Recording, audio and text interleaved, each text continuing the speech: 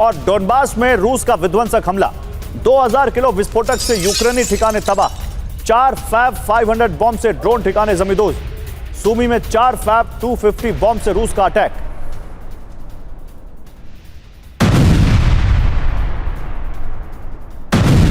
और यूक्रेन पर बहुत बड़े हमले के संकेत, सैन्य वर्दी में नजर आए व्लादिमीर पुतिन, फ्रंट लाइन के पास कमांड पोस्ट पर पहुंचे पुतिन ने मिलिट्री इंस्टॉलेशन का दौरा किया, सूमी और खार्किव में सुरक्षा जोन बनाने के निर्देश दिए।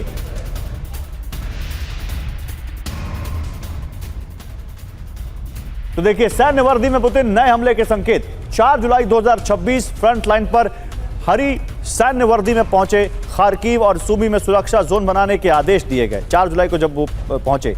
और इससे पहले कब हो गए, मार्च 2025 कुर्स्क के सैन्य बेस में मिलिट्री ड्रेस में दौरा किया, रूसी और उत्तर कोरियाई सेना ने कुर्स्क में हमले तेज किए।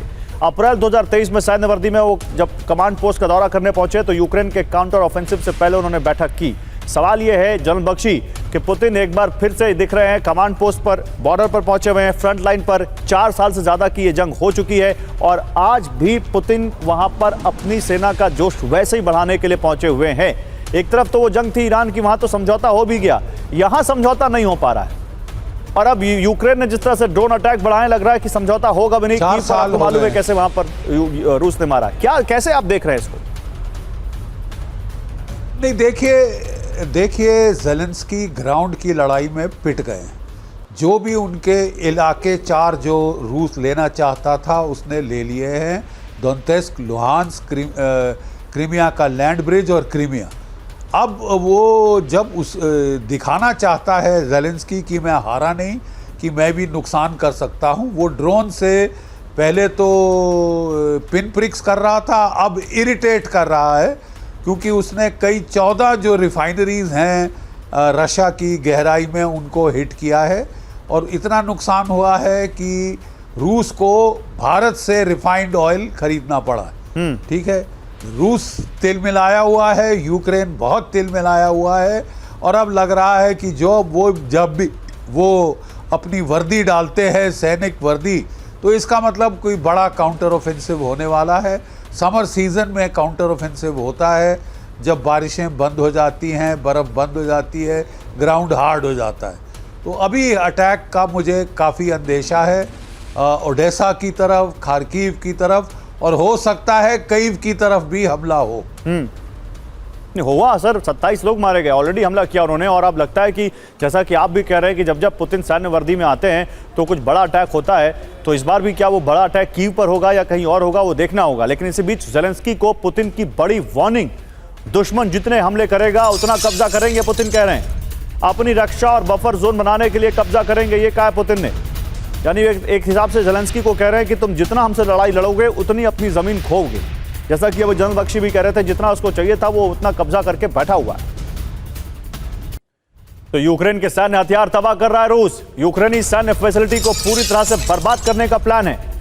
यूक्रेन के ड्रोन प्रोडक्शन को नष्ट करने की तैयारी है। रूस ने नई रणनीति के तहत लक्ष्य बदले।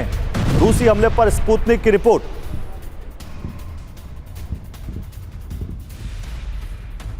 तो रूस ने रणनीति बदल दी है। रूस ने यूक्रेन के सैन्य फैसिलिटी पर हमले तेज किए हैं। फ्लेमिंगो मिसाइल फैसिलिटी रूस का मुख्य टारगेट है, क्योंकि फ्लेमिंगो मिसाइल से रूस को काफी नुकसान पहुंचा रहा है यूक्रेन।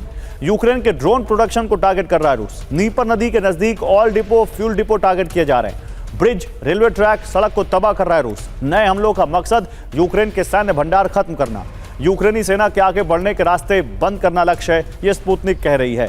लेकिन अब स्पुतनिक तो कहा जाता है कि रशिया की ही न्यूज एजेंसी है। यहाँ पर एक काले, मैं किसी एजेंसी के इनपुट से ज़्यादा आपका असेसमेंट यहाँ पर जानना चाहूँगा। ये military facility, weapon production facilities आज से थोड़ी ना टारगेट हो रहे हैं। जब से युद्ध शुरू हुआ है, किसी भी युद्ध में आप तो एक मिलिट्री स्ट्रैटेजिस्ट हैं, जानते हैं कि इन्हीं चीज़ों को टारगेट किया जाता है ताकि दुश्मन को कमज़ोर किया जा सके। तो आपका क्या असेसमेंट है? अभी जो ये वॉर चल रही है, इसको आप कैसे देखते हैं?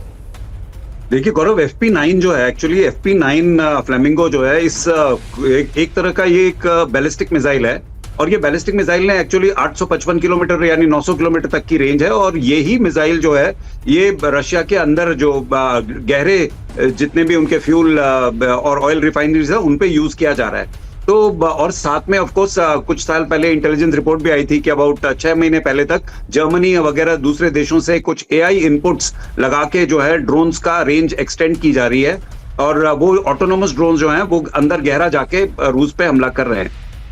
परंतु फिर भी अगर आप इसको सैन्य स्ट्रेटेजिक सामरिक दृष्टि से देखें तो मैं मानूंगा कि एक्चुअली ये रूस पे ना एक तरह से मच्छर काटने के बराबर ही है, बिकॉज रूस की जो इस समय ऑयल प्रोडक्शन कैपेबिलिटी है वो बहुत बड़ी है, और डेफिनेटली वॉर टाइम में जो ये माइनर डैमेजेस वगैरह होते हैं, इन डैमेजेस को जल्दी जल्दी कंट्रोल किया जाता है। देखिए लगते बड़े स्पेक्टेक्युलर है, यदि आप किसी ऑयल भंडारण जो क्षेत्र है आप उस भंडार पे हमला करेंगे तो वो लगेगा बड़ा फ्लेम, बड़ा धमाका लगेगा, कितना बड़ा धमाका कर दिया यहाँ पर। परंतु एक्चुअली उसका कोई इफेक्ट नहीं होता, बिकॉज ऑयल कोई भी ऑयल जो रिफाइनरी है वो बहुत ज्यादा एरिया में स्प्रेड आउट होती है, और उसके कुछ क्रिटिकल पार्ट्स तो होते हैं, परंतु हर बारी उस क्रिटिकल पार्ट को हिट कर पाना जो है वो मुमकिन नहीं होता। क्योंकि अभी जिस तरह से रूस के सामने एक बड़ी स्थिति आई, उनका जो पेट्रोलियम जो प्रोडक्शन है वो कम हुआ, उसने कहीं ना कहीं सवाल खड़े किए कि क्या यूक्रेन रूस को नुकसान पहुंचा रहा है।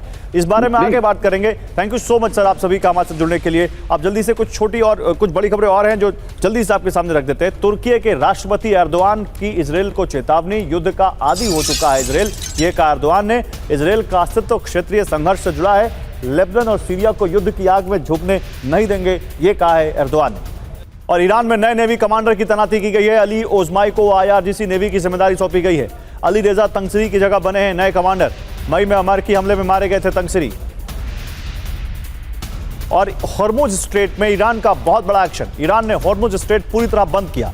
ओमान की ओर हॉर्मुज का दक्षिणी रूट भी बंद किया। ओमान तट के नजदीक IRGC की स्पीड बोट्स, ईरान ऑब्जर्वर का बहुत बड़ा दावा।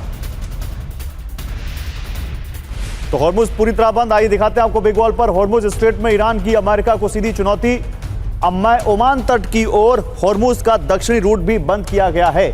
ओमान और IMO की मदद से दक्षिणी रूट से हो रही थी शिपिंग। ओमान तट के नजदीक IRGC की स्पीड बोट्स का एक्शन। ओमान के खासब के नजदीक IRGC की बड़ी तैनाती।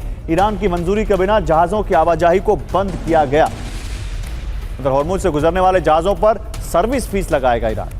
चीन में ईरानी राजदूत रहमानी फाजिल का बड़ा बयान। टैक्स में दी जाएगी चीन और मित्र देशों को विशेष छूट। समुद्री सुरक्षा और निगरानी बढ़ाएगा ईरान।